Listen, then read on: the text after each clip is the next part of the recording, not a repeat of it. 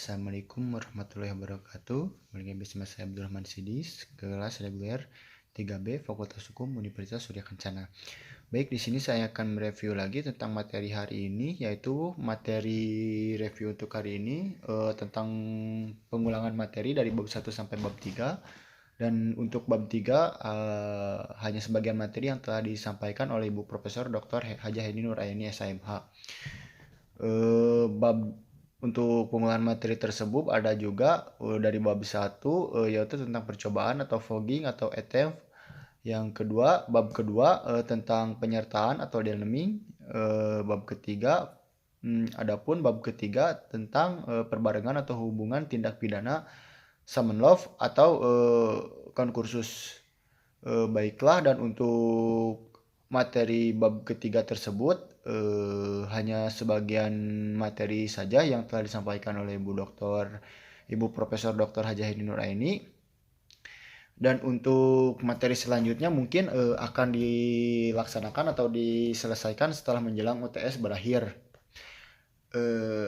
Baiklah, mungkin cukup sekian review dari saya. Mereview lagi jurnal yang berjudul Pengaturan Perlindungan Hukum Terhadap Lansia yang berada di Indonesia.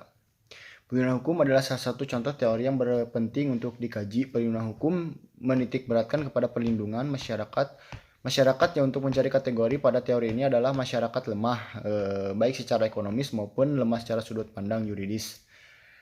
Perlindungan hukum adalah berupa upaya perlindungan yang diberikan oleh hukum untuk melindungi subjek hukum maupun untuk melindungi objek yang dilindungi. Dan seseorang dapat dikatakan telah memasuki usia senja atau lanjut usia adalah ketika sudah memasuki umur 60 tahun. Seseorang yang telah memasuki masa lanjut usia akan mengalami kemunduran, baik kemunduran fisik maupun mental. Kekuatan fisik seorang lansia akan melemah seiring dengan bertambahnya usia. Dan kemampuan psikologisnya pun akan melemah akibat dari penuaan. Kondisi semacam itulah yang menyebabkan mereka akan membutuhkan bantuan dan tergantung kepada orang lain.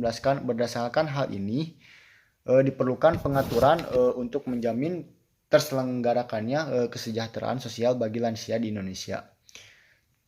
Merupakan kewajiban bagi negara untuk senantiasa menjamin kesejahteraan masyarakatnya, dan telah diatur pula dalam pembukaan Undang-Undang Dasar Republik Indonesia tahun 1945, yaitu untuk membentuk suatu pemerintahan negara Indonesia yang melindungi segenap bangsa Indonesia dan seluruh tumpah darah Indonesia, dan untuk memajukan kesejahteraan umum, mencerdaskan kehidupan bangsa. Dan berdasarkan pada ketentuan yang telah ditegaskan pada peraturan perundang-undangan sebagaimana dimaksud di atas, terlihat dengan sangat jelas bahwa negara memiliki fungsi untuk memberikan kesejahteraan dan jaminan sosial kepada seluruh lapisan rakyat tanpa terkecuali.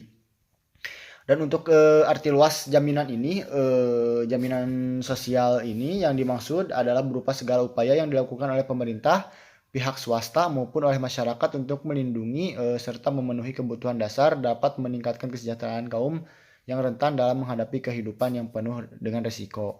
Baik, review dari saya yang berjudul tentang pengaturan perlindungan hukum terhadap lansia di Indonesia ini cukup sekian. Kurang lebihnya mohon dimaafkan. Wassalamualaikum warahmatullahi wabarakatuh.